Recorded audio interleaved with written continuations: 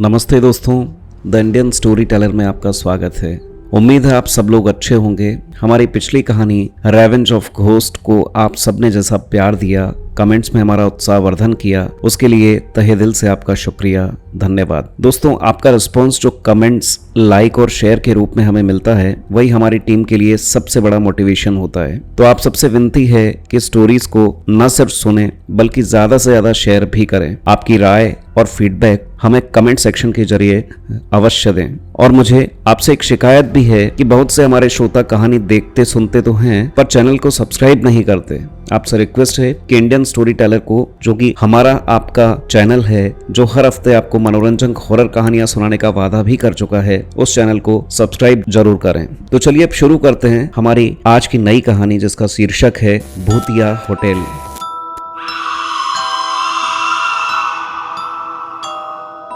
दोस्तों, दिल थाम कर बैठिए, कमरे की बत्ती चालू रखिए, आसपास देख भी लीजिए कोई है तो नहीं ना। एक गांव में एक जमींदार परिवार रहता था। जमींदार साहब बड़े रौबीले और दबंग किस्म के इंसान थे। नाम था जोरावर सिंह। असीमित जमीनों के मालिक, जागीरदार। उनकी 2 बेटियां थीं। एक का नाम था आरोही और दूसरी का काव्या। बेटियों को जमींदार जी ने पूरी छूट दे रखी थी। जो जी में आए वे करें, बेरोक टोक, बेइंतहा। साधन संपन्न जमींदार परिवार को मन में थोड़ी सी टीस थी तो सिर्फ इस बात की कि आरोही और काव्या को कोई भाई नहीं था। जमींदार जोरावर को बेटियों से बड़ा लगाव था, या यूं कहिए कि उनकी जान बसती थी अपनी दोनों बच्चियों में। बड़ी बहन आरोही थोड़ी परिपक्व और समझदार किस्म की थी। छोटी काव्या इसके इतर बहुत जिद्दी और शरारती।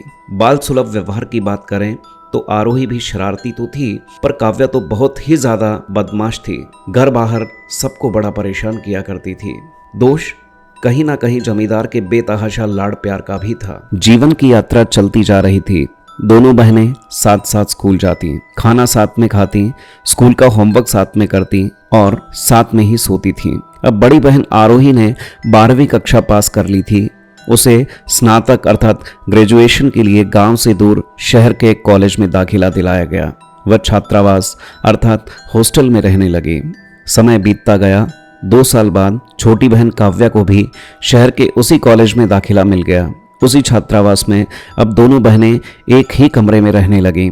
दोनों की क्लासेस अलग थीं तो स्वाभाविक है दोनों के दोस्त भी अलग अलग थे, लेकिन कुछ कॉमन फ्रेंड्स भी थे उनके। कभी कभार ग्रुप से सब घूमने भी जाया करती थीं। एक बार सबने छुट्टियों में घूमने का प्लान बनाया। सब एक हिल स्टेशन पर पहुंची। प्लान एक ही दिन का था। दोस्तों, असल कहानी यहां से शुरू होती है। लड़कियां जिस होटल में रुकी थीं वहां कुछ ठीक नहीं था। होटल का नाम बताना ठीक नहीं होगा, क्योंकि शायद आप कभी बाहर गए तो उससे मिलते जुलते नाम का भी होटल मिला तो शायद आप वहां रुक नहीं पाएंगे। एक लड़की आरोही और काव्या, 3 लोग एक ही कमरे में थे। हालांकि सभी लड़कियों के कमरे लगातार ही थे। दूसरे 2 कमरों में, एक में 3 और दूसरे में 2 लड़कियां रुकी थीं। इस तरह स्टे अरेंजमेंट कुल 3 कमरों में 8 लड़कियों का था। खाने पीने से फ्री होकर ये सभी एक ही कमरे में बैठकर बातें कर रही थीं। फुल मौज मस्ती चालू थी इनकी। गाना बजाना, अंताक्षरी का दौर चल रहा था। इसी दौरान अचानक डोरबेल बजी। एक लड़की ने दरवाजा खोला। वह रूम सर्विस वाला था। चूंकि ये लोग खाना खा चुके थे तो उन्हें कुछ भी नहीं चाहिए था। रूम सर्विस वाला वापस चला गया। लड़कियां फिर से मौज मस्ती, हंसी ठिठोली में मशगूल हो गईं। अचानक मोबाइल फोन की घंटी बजी।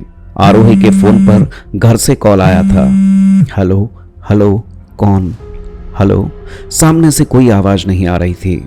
लगा नेटवर्क में ही दिक्कत है। उसने डिस्कनेक्ट करके फिर से फोन लगाया। डायल किया गया नंबर अब स्विच ऑफ आ रहा था। उसके फोन में फिर से घंटी बजने लगी। उसे लगा कि कोई तकनीकी खराबी के कारण ऐसा हो रहा होगा। आरोही ने फोन एक तरफ रख दिया और लड़कियां फिर अपनी बातों और मौज मस्ती में मशगूल हो गईं। अब यह क्या? सहसा बाथरूम के दरवाजे के खुलने की आवाज आई। एक लड़की ने उठकर बाथरूम के दरवाजे को पूरा खोलकर अंदर देखा। वहां कोई नहीं था। 2 मिनट के लिए खामोशी छा गई। फिर उसी दरवाजे की आवाज़ ने खामोशी को चीरते हुए लड़कियों के दिलो दिमाग में एक सिहरन पैदा कर दी। सभी लड़कियां बुरी तरह डर गईं। आनन फानन में मैनेजर को बुलाया गया, लेकिन रात काफ़ी हो चुकी थी। होटल का मैनेजर घर जा चुका था, सो मौके पर उपलब्ध नहीं हो पाया। उसका असिस्टेंट स्टाफ मौके पर पहुंचा, अच्छी तरह से चारों तरफ जांच की, पर किसी तरह का कुछ भी अजीब उस कमरे या आसपास के क्षेत्र में नज़र नहीं आया। सब कुछ सामान्य था। अब सारी लड़कियां जैसे तैसे खुद को और एक दूसरे को सामान्य अर्थात नॉर्मल करने की कोशिश में जुट गईं। लेकिन यह क्या, उनके ध्यान में आया कि उनकी एक दोस्त गायब है। दिमाग पर जोर डाला तो निष्कर्ष यह निकला कि वह लड़की तब से गायब है जब पहली बार डोरबेल बजी थी। हंसी ठिठोली, मौज मस्ती और अजीब घटनाओं से उपजे डर को सम्मिश्रित भूल भुलैया में उन्हें इस चीज़ का ध्यान ही नहीं रहा कि कब से उनकी एक दोस्त गायब है। गीता नाम की उस लड़की की खोज शुरू की गई। होटल के सभी रूम्स, रिसेप्शन से लेकर लॉबी तक सब जगह देखा गया। टेरेस तक का चप्पा चप्पा छान मारा गया, पर गीता का कहीं कोई सुराग नहीं लग रहा था। होटल के आसपास के रास्तों में भी उसे ढूंढा गया, पर सब कुछ व्यर्थ रहा। अधिकतर लड़कियों का रो रो कर बुरा हाल हो रहा था। पर इन्हीं 8 लड़कियों की मंडली में 2 बड़ी बहादुर थीं, स्वीटी और तान्या। इन दोनों ने बड़ी हिम्मत के साथ गीता की खोज जारी रखी। दोनों एक दूसरे को संभालते हुए अपनी दोस्त को खोजने के क्रम में आगे बढ़ी जा रही थी। वे होटल के बेसमेंट पार्किंग तक पहुंची। वहां का दृश्य देखकर दोनों के पैरों तले जमीन खिसक गई। गीता बड़ी बदहवास और अजीब हालत में यहां बैठी थी। उसके सामने एक कुत्ता मरा हुआ पड़ा था। वह किसी हिंसक जानवर के माफिक उस कुत्ते का मांस कच्चा नोच नोच कर खा रही थी। दोनों ने दौड़कर बाकी सबको मौके पर बुलाया। यह हृदय विदारक दृश्य देखकर सबके होश फाख्ता हो गए। एक शुद्ध शाकाहारी लड़की गीता इस तरह का पैशाचिक व्यवहार कैसे कर सकती है, यही सोचकर सब डर और आश्चर्य के मारे चिंतित हो रही थीं। और स्वाभाविक है, डर तो अपनी पराकाष्ठा पर था। गीता ने हाथ में 2 हड्डियां ले रखी थी। पूरा मुंह खून से सना हुआ था।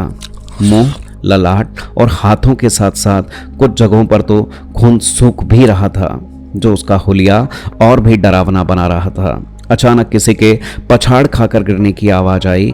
देखा तो आरोही थी, जो शायद इस विभत्स दृश्य को ज्यादा देर देख नहीं पाई और बेहोश हो गई। जैसे तैसे कुछ लड़कियों ने उसे संभाला और कमरे में ले जाकर सुला दिया। उसे पानी वगैरह देकर आराम करने की सलाह दी गई। वापस लौटते हैं वहीं बेसमेंट पार्किंग में गीता के पास। गीता उसी हालत में वहीं पर बैठी है। विकराल रूप ऐसा कि देखकर अच्छे वाले हिम्मत वाले पहलवान की भी गिग्गी बंध जाए। उनमें से एक लड़की, जिसका नाम जानवी था, थोड़ी हिम्मती और धैर्यवान थी। सहसा जानवी को याद आया कि वह एक बाबा को जानती है, अखंडानंद बाबा। उसने एक आध बार अखंडानंद बाबा को उसके पैतृक गांव में लोगों को इस तरह की अजीब घटनाओं से बाहर निकालते देखा था। जानवी की हिम्मत, धीरज, समझदारी और चतुराई को देखकर बाबा एक बार बड़े प्रभावित हुए थे। साथ ही उनसे संपर्क हो सके, इसके लिए उसे खुद का नंबर भी दिया था। बिना समय व्यर्थ किए जानवी ने तुरंत बाबा को फोन लगाया। दिमाग पर थोड़ा जोर डाला तो बाबा जानवी को पहचान गए। उसने पूरी घटना संक्षेप में बाबा अखंडानंद को बताई और गीता को इस मुसीबत से जल्दी निकालने का आग्रह किया। बाबा ने कहा, स्पीकर ऑन करो और फोन गीता के थोड़ा करीब ले जाओ। ध्यान रखना, अब मैं जो भी बोलूं वह गीता को सुनाई देना चाहिए, पर इतनी दूरी भी बनाकर रखना कि अगर वह कोई हिंसक व्यवहार करे तो तुम खुद को बचा सको। जानवी ने बड़ी सावधानी के साथ वैसा ही किया जैसा बाबा अखंडानंद ने कहा था। बाबा ने कुछ जाप और मंत्रोच्चार किया। लगभग 40 से 45 सेकंड तक बाबा की आवाज़ गीता के कानों में पड़ी और यह क्या, गीता जोर जोर से रोने लगी और एकदम से बेहोश हो गई। तकरीबन आधे घंटे की बेहोशी और गहरी नींद में रहने के बाद गीता की आंखें खुली तो वह बिल्कुल सामान्य रूप से बर्ताव कर रही थी। सभी लड़कियों ने उसे संभाला, उसकी हिम्मत बढ़ाई, पानी पिलाया। पर गीता यह सब देखकर आश्चर्य से भर गई कि ये सभी दोस्त मेरी इतनी ज़्यादा केयर क्यों कर रही हैं? गीता को जब पूरा घटनाक्रम बताया गया तो एक बात निकलकर सामने आई कि उसे कुछ भी याद नहीं है। ना उसका विकराल रूप, ना ही उसका हिंसक व्यवहार, ना ही मरा हुआ कुत्ता और ना ही बेसमेंट पार्किंग में उसका खुद का होना। आखिरकार गीता को कुछ सामान्य एंटीबायोटिक्स देकर सुला दिया गया। डर, बेचैनी, घबराहट, असामान्यता से भरी यह भयावह रात आखिरकार अपने अंत को प्राप्त हुई। सुबह की पहली किरण के साथ जानवी के पिता बाबा अखंडानंद को लेकर होटल पहुंच गए। बाबा ने जानवी से पूछा, आप लोग कल घूमने गए थे? जानवी ने जवाब दिया, यहाँ से आगे पश्चिम दिशा में एक टेकरी अर्थात एक हिल स्टेशन है, वहाँ पर। बाबा ने कहा, वहाँ हिल स्टेशन पर एक चट्टान के नीचे दबकर मरे युवक की आत्मा इसके अर्थात गीता के शरीर में प्रवेश कर गई थी।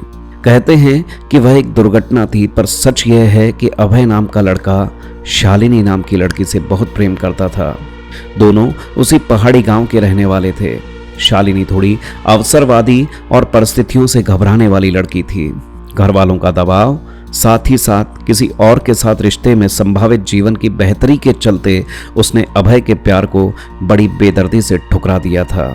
अभय का प्यार सच्चा था, लिहाजा वह महीनों तक शालिनी को समझाता रहा। शालिनी समझ गई थी कि अभय उसके जीवन से तभी दूर होगा जब उसका जीवन समाप्त हो जाए। शालिनी ने अपने घर वालों से पूरी बात डिस्कस की और फिर सबने मिलकर शातिराना अंदाज में एक योजना बनाई। अभय तक यह संदेश पहुंचाया गया कि नियत समय पर शालिनी उस स्थान पर अभय से मिलेगी और उसके प्रेम प्रस्ताव को स्वीकार करेगी। शालिनी के प्रेम में पागल हो चुके अभय ने एक बार भी यह नहीं सोचा कि सालों से उसके प्यार को ठुकराने वाली शालिनी का अचानक हृदय परिवर्तन कैसे हो सकता है। खैर, नियत समय पर दोनों उस स्पेसिफिक हिल स्टेशन पर उस जगह पर पहुंचे। शालिनी ने कुछ देर चिकनी चुपड़ी प्यार के ढोंग में सनी बातें अभय से की। अभय को सचमुच लगा कि शालिनी उसके निश्चल प्रेम को पहचान गई है, पर वह गलत था। अचानक पीछे से किसी ने अभय के सिर पर सरिये से ताबड़तोड़ प्रहार किया। वह निढाल होकर गिर पड़ा। शालिनी और उसके भाई ने मिलकर दूसरी तरफ से एक चट्टान को धकेला और वह भारी भरकम चट्टान सीधे अभय की अधमरे शरीर पर आकर गिरी। पर चट्टान के गिरने का यह दृश्य अभय अपनी आंखों से देख रहा था। प्यार में इतना बड़ा धोखा झेल रहे अभय की जीवन लीला तो कुछ मिनटों में खत्म हो गई, पर मरने से पहले उसके दिमाग में यह बात घर कर गई कि लड़कियां बेवफा और धोखेबाज होती हैं। उसने मरते मरते कसम खाई कि यहाँ पर आने वाली लड़कियों को वह खून के आंसू रुलाएगा। उसकी आत्मा आज भी उसके मृत्यु वाले स्थान के आसपास उस पहाड़ी पर घूमती रहती हैं। पर गीता ही क्यों, इसमें भी एक कहानी है। अभय अपने पालतू डॉगी से बहुत प्यार करता था। बाबा ने पूछा, गीता तुम यहाँ तक अपने स्कूटर से आई थी ना? गीता ने कहा, हाँ बाबा, और बाकी सब लड़कियां बस से। तुम्हें याद है कि कल तुम्हारे स्कूटर से एक कुत्ते का एक्सीडेंट हुआ था? गीता ने कहा, हाँ बाबा, गलती से हो गया था। उस कुत्ते के पीछे के दोनों पैर की हड्डियां टूट गई थीं। अभय के जाने के बाद उसकी देखभाल करने वाला कोई ना बचा था। वह कुत्ता अभय का ही कुत्ता था जो अब आवारा घूमने को मजबूर है। इलाज के अभाव और दर्द के मारे वह घंटों तक कराहता रहा और शाम होते होते मर गया। फिर तुम लोग हिल स्टेशन पहुंचे और वहीं से अभय की आत्मा ने गीता का पीछा करना शुरू किया। वह होटल तक पहुंची, दरवाजा खटखटाया और आगे जो कुछ हुआ तुम सब जानती ही हो। लेकिन तुम सबके मन निष्पाप हैं। गीता को भी अपने किए का पछतावा है, तो मुझे विश्वास है कि अभय की आत्मा अब तुम्हें नहीं सताएगी।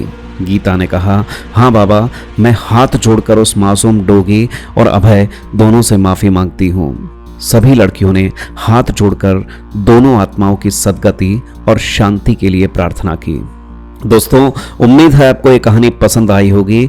कमेंट बॉक्स में आपके सुझावों का हमें इंतज़ार रहेगा। कृपया चैनल को सब्सक्राइब और वीडियो को लाइक अवश्य करें। अगले सप्ताह फिर एक ज़बरदस्त स्टोरी के साथ आपसे मुलाकात होगी। तब तक के लिए अपना ध्यान रखिएगा, ख्याल रखिए। नमस्कार, बाय बाय।